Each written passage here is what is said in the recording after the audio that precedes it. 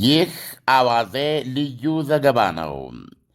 አሜሪካ፣ ኢራን፣ ፓኪስታን ተደራዳሪዎችና አደራዳሪ። ይህን ዘገባ ስትሰሙ ፓኪስታኖች ለ6 ሰዓት ምሳ ተቃርበዋል። ለኢራኖች ቀኑ ረፋፍዷል።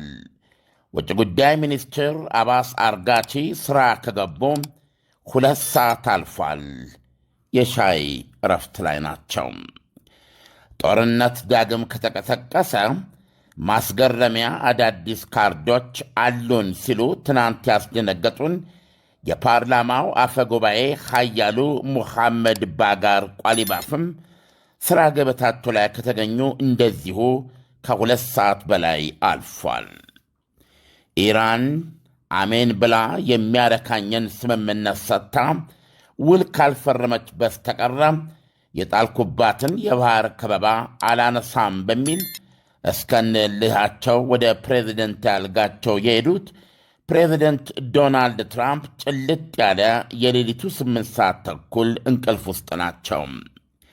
ሕልም እያዩ ከሆነና በቀኝ ጎናቸው ከሆነ የተኙት ምናልባት ሆርሙዝ ሰርጥ ተከፍቶም የነዳጅ ዋጋ ረክሶና ኢራንም የበለጸገውን ዩራኒየም በ4 በርሜሎች ሞልታ ከአንገቷ ጎንበስ ከእግሯ እምቡር ቀበላ ስታስረክባቸው እያዩ ይሆናል።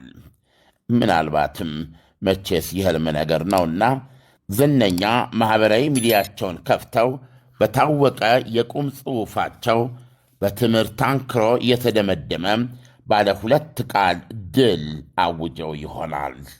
ሚሽን አኮምፕሊሽድ፣ ተልኮ ተጠናቋል። ፓኪስታን ወፍ ከሰማይ የሚጥሉ 20 ሺህ የደህንነት ኃይሎች አሰማርታ ቴህራንና ዋሽንግተን ለጣፈንታዊ ጉባኤ የሚቀመጡበትን ሆቴል ዙሪያ ገባ ወጥራለች። ወፍ ዝር አትልም። ኒውክሌሯን በጀርባዋ አገልድማ ለወትሯ አይሰሜ የነበረች ርዕሰ ከተማዋን ኢስላማባድ ከዐይን ያውጣሽ የሚያሰኝ ዓለም አቀፋዊ ትዕይንት ውስጥ በማስገባት ተዋጥቶላታል።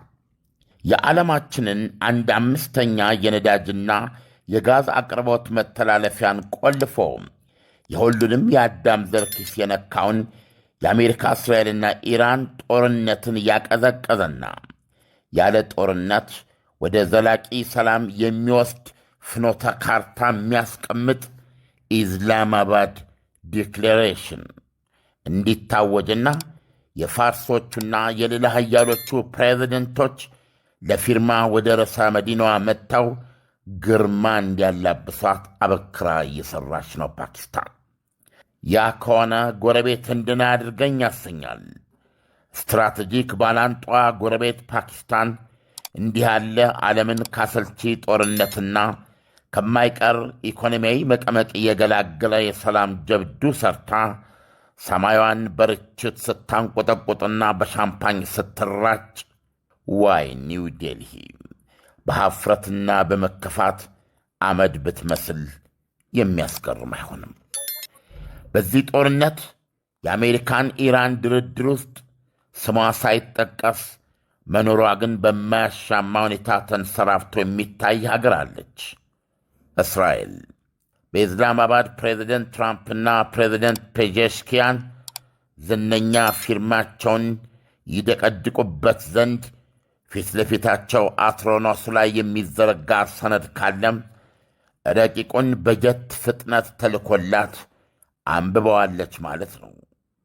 ምክንያቱም የሕልውናዋ ጉዳይ ነውና። ጠቅላይ ሚኒስትሯም ከኢራን ጋር ጦርነቱን ገና አልጠገብንም ብለዋል። ኢራን የ$270 ቢሊዮን ውድመት ነው የደረሰብኝ ስትል ማስታወቋን ልብ ይለዋል። ምን ያህል የከፋ ውጊያ እንደነበር ይጠቁማል። ጋዛ እንኳ ከ2 ዓመታት አሰቃቂ ፍልሚያና ከሞላ ጎደል ፈራርሳ ለዳግም መልሶ ግንባታ የሚያስፈልጋት አጠቃላይ ወጪ የተገመተው $70 ቢሊዮን ብቻ ነው። ኢራን በ6 ሳምንት ጦርነት የጋዛ 6 እጥፍ መዋቅራዊ ውድመት ደርሶባታል ማለት ነው። የፓኪስታን ዲፕሎማሲያዊ አያያዝ መጨረሻው ካማረለት ስፔክታኩላር የሚያደርገው ምክንያት ይህ ነው። ከሙስሊሙ ዓለም ብቸኛዋ ኒውክሌር ታጣቂ ፓኪስታን በመካከለኛው ምስራቅ ቅድስቲቱ ኢየሩሳሌምን አቅፋ እስከ ሜዲትራንያን የተዘረጋውን የአይሁዳውያንን አገረ መንግሥት እስራኤልን አታውቅም። ላለፉት 78 ዓመታት ከእስራኤል የህልውና ጠላት ኢራን ጋር 909 ኪሎ ሜትር ኩታ ገጠም መሬት የምትጋራ ጎረቤትም ወዳጅም ናት።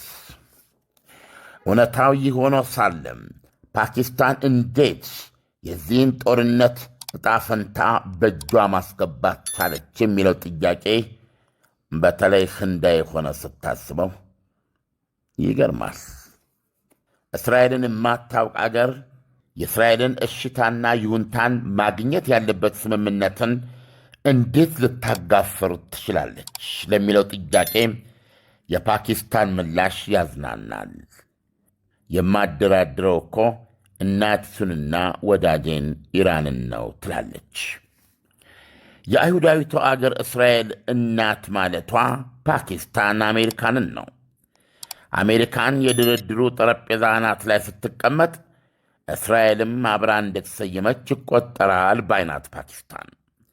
በእርግጥም 78ኛ ዓመት ልደቷን በጦርነት መሃል ልታከብር በዝግጅት ላይ የምትገኘው እስራኤል በፈረንጅ ሜይ 14 1948 እዚህ በሐበሻ በኢትዮጵያ አቆጣጠር ደግሞ ግንቦት 6 ቀን 1940 ዓርብ ዕለት ነበር የታወጀችው።